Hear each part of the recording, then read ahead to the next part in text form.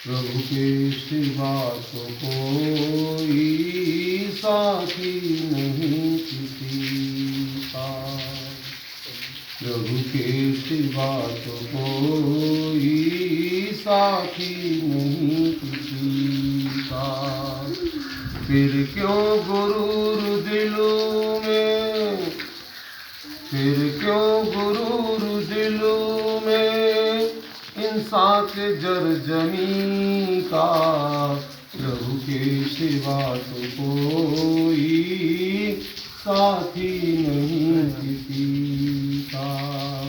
प्रभु के सिवा तो कोई साथी नहीं किसी का।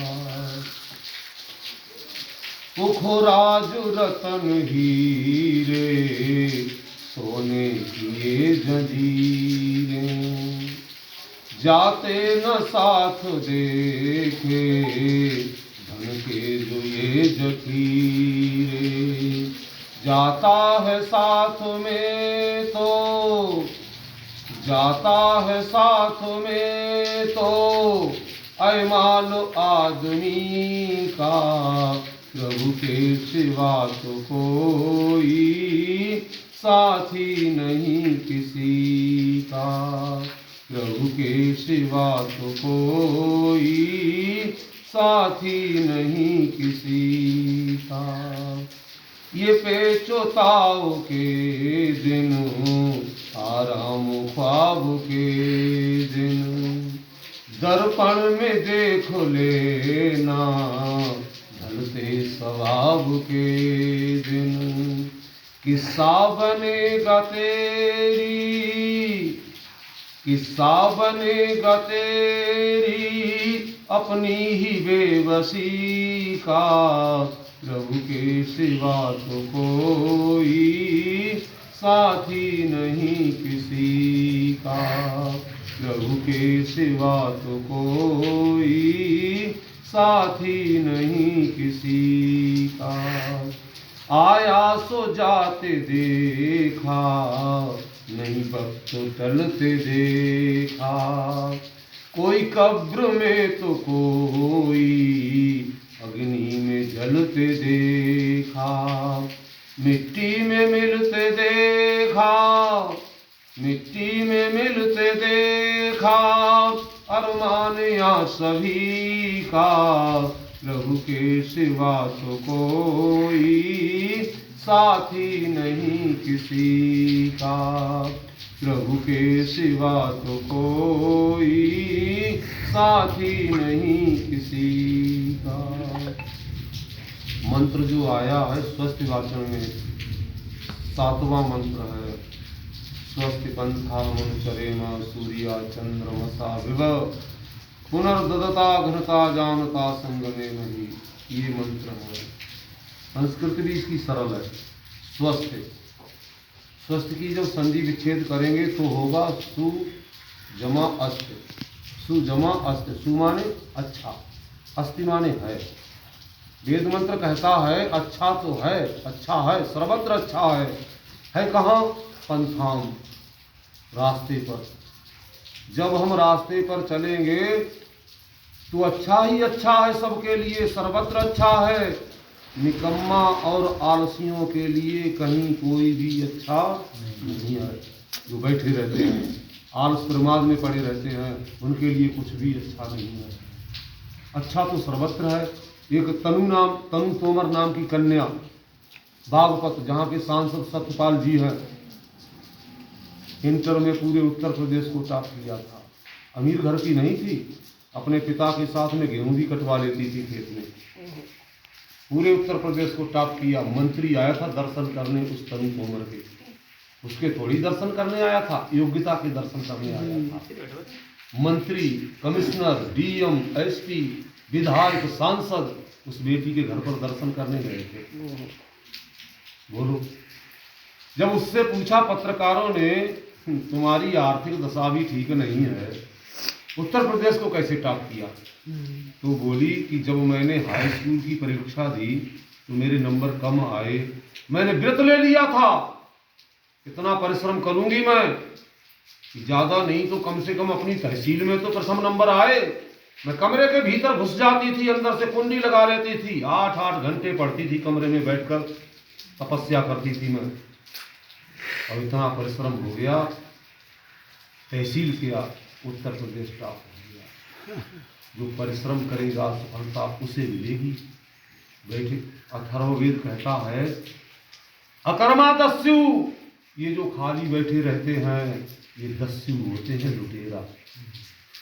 खाली जो बैठे रहते हैं ये होते हैं लुटेरा। अरे तुम खाली बैठे हैं, तुमने कौन से अधिकार में अपने घर में जाकर भोजन खाया? काम तो किया नहीं। भले ही तुमने अपने घर में खाया, खाया कौन से अधिकार में? और जो बिना परिश्रम किए हुए भोजन खाता है, चाहे वो कोई भी हो, तो लुटेरा होता है। वेद मंत्र कहता है अच्छा तो है, सर्वत्र अच्छा है कहाँ? पंथाम, रास्ते पर है अच्छा। रास्ते पर चलकर तो देखो। एक अमेरिका का था जाना माना धनी आदमी, सारे विश्व का पहले नंबर का धनी, फोर्ड कंपनी का मालिक, हेनरी फोर्ड जिसका नाम हुआ करता था, सारे विश्व का नंबर 1 का धनी था। लंदन की बाजार में घूम रहा था, इधर उधर चक्कर काट रहा था। एक व्यक्ति ने पूछा अरे कैसे इधर उधर चक्कर काट रहे हो, तुम कहाँ रहते हो? बोला मैं अमेरिका का रहने वाला हूँ। क्या नाम है? मेरा नाम हेनरी फोर्ड है। क्यों इधर उधर चक्कर लगा रहे हो? बोले होटल की तलाश है, मैं रुकना चाहता हूँ शाम को। इतने होटल हैं इस मार्केट में, कहीं भी चले जाऊं। बोला मैं सस्ता होटल ढूंढ रहा हूँ। सारे विश्व का धनाढ़ी पुरुष एक सस्ता होटल तलाश कर रहा है। उससे पूछा उस व्यक्ति ने अरे तुम्हारे बेटा और तुम्हारे बेटे की बहू आती है तो महंगे से महंगा होटल तलाश करके रुकते हैं, तुम्हारी बेटी और दामाद आता है तो महंगे से महंगा होटल में रुकते हैं, और तुम उन्हीं के पिता और उन्हीं के ससुर होकर तुम सस्ता होटल ढूंढ रहे हैं। वो कहता सुनो, मेरा बेटा इसलिए महंगे होटल में रुकता है, मेरा धनाढ़ पिता का बेटा है। मेरे बेटे की बहू इसलिए महंगे होटल में रुकती है, वो एक धनाढ़ ससुर की पुत्र वधू है। मेरी बेटी एक महंगे होटल में इसलिए रुकती है, वो धनाढ़ पिता की बेटी है। मेरा दामाद इसलिए महंगे होटल में रुकता है, एक धनाढ़ ससुर का दामाद है। मुझसे पूछो, मैंने अपने पिता को एक पैर में लेडीज और एक पैर में जेंट्स चप्पल पहनते हुए काम करते देखा था। उन दोनों चप्पलों को मैंने संजोकर अलमारी में रख लिया। जब मैं सुबह को उठता हूं तो प्रथम परमात्मा का नाम लेकर चिंतन करके फिर उन चप्पलों के दर्शन करता हूं जिन चप्पलों को पहनकर मेरे पिता ने ये साम्राज्य खड़ा कर दिया। मैं उनको भूल जाऊं। निकम्मा और आलसियों के लिए यहाँ कुछ भी नहीं है। और इसमें भी एक बात और बड़े काम की आएगी। एक नथुलाल नाम के दातागंज में बनिए, धुआंधार उनके नाम के आगे टाइटल लगा हुआ, नथुलाल धुआंधार। धुआंधार क्यों लगा? बनियों में कहीं धुआंधार तो नहीं है कोई। धुआंधार सी लगा इसलिए लगा कि उन्होंने नौटंकी में खूब धुआंधार पैसा लुटाया था।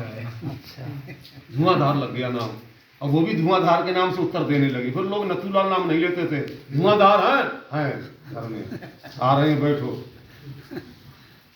मैं उनके यहाँ जाता था, जय गुरुदेव के वो शिष्य थे। 3 उनके पास 4 पहियों की गाड़ी थी, बहुत सारा कारोबार था।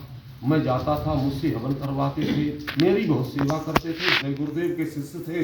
मैं कभी कभी उनसे कहना चाहता था तो वो ये कहते थे ये सब महिमा गुरु जी की है।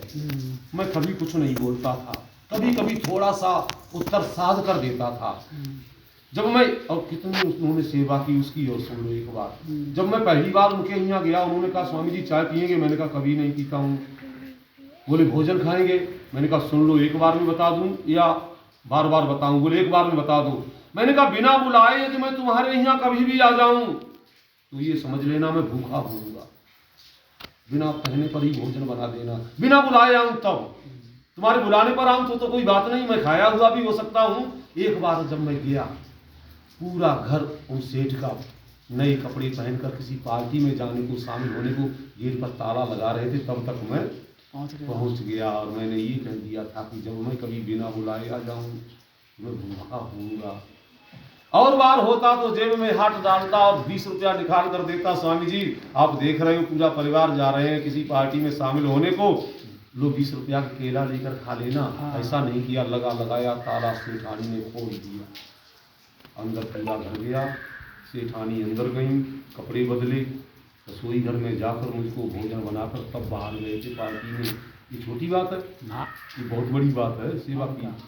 जब मैं उनके यहाँ आखिरी बार गया, अब सुनो, तो सेठ बोले सेठानी से कि तुमने स्वामी जी को बात बता दी?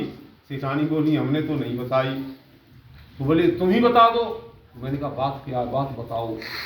बोले स्वामी जी अब हम दातागंज को छोड़ रहे हैं। ध्यानपूर्वक सुनना इस बात को, अब हम दातागंज को छोड़ रहे हैं। मैंने कहा क्यों? बोले हमारा काम फेल हो गया, हमारी 3 गाड़ियाँ बिक गईं और जो कुछ काम था वो फेल हो गया। मैंने मन में कहा अब गुरु की कृपा कहाँ चली गई? उनसे नहीं कहा क्योंकि चोट लगती। मन में कहा अब गुरु की कृपा कहाँ चली गई? मैंने कहा कोई बात नहीं सेठ जी। बोले अब हम दातागंज में मेरे 3 बेटे हैं, चौथा मैं हूँ, मेरे बेटे जवान बेटे थे उनके। अब हम जहाँ हमारे पास 3 गाड़ियाँ थीं, अब वहाँ मजदूरी भी नहीं कर सकते। दिल्ली जाएंगे, वहाँ अपने 3 बेटे काम करेंगे, मैं भी करूँगा, फिर देखूंगा जैसा होगा। मैंने कहा जाओ कोई बात नहीं, आपने मेरी बड़ी सेवा की, मेरी एक बात सुनते जाओ आप, और उस बात को अपने जीवन में उतारेंगे। वो मंत्र है, उस मंत्र को जीवन में उतार लेंगे तो तुम्हारी फिर समस्या हल हो जाएगी। बोले कौन सी है? मैंने कहा पूरे घर को बुलाओ, बैठा लो। पूरे घर को बुलाया, 3 बेटे थे, एक का विवाह हो गया था, उनकी पुत्र की वधू भी थी और अपना वो लोग थे। मैंने कहा सुनो सब लोग, और आप लोग भी सुनो, बड़ी काम की चीज है जी। मैंने कहा सुनो, आय कम व्यय ज़्यादा लक्षण होते हैं मिट जाने के, ताकत कम गुस्सा ज़्यादा लक्षण होते हैं पिट जाने के। शरीर में ताकत है ही नहीं, गुस्सा नाक पे रखिए तो फिर क्या होगा? पिटना पड़ेगा। आय कम हो रही है, खर्च खूब कर रहे हैं, क्या होगा? मिट जाएंगे। तो ये इसीलिए आज आप अपने खुदागंज में देखो लगभग 80% लोग फेल हैं, जिनकी बड़ी बड़ी बिल्डिंगें और कारें हैं, वो सब गवर्नमेंट के बैंक